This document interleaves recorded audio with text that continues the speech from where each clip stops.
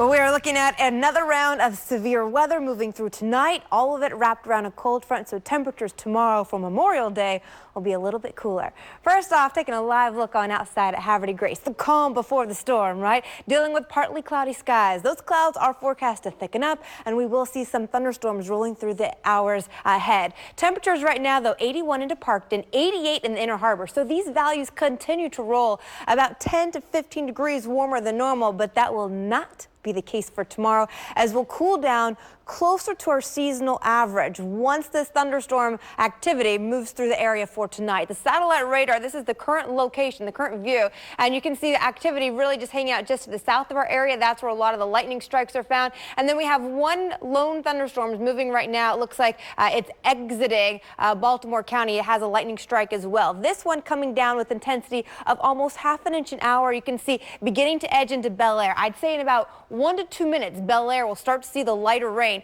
The shower is really heading directly out over to the east. So it looks like the heaviest shower is going to really begin to be squeezed in between Bel Air and Joppatown. I'd give it about 5 to 10 minutes there. But this is not the only thunderstorm we're looking at. The broader view just shows how expansive this activity is, all wrapped in around this cold front that's forecast to slide through the area tonight. And out ahead of it, we see that round of severe weather.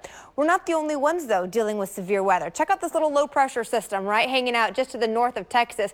There's actually going to be a round of moderate severe weather, intense tornadoes tonight for your relatives, anywhere from Amarillo pushing out over toward the West Kansas region. So we'll most likely have updates on that for you tomorrow to see what they had.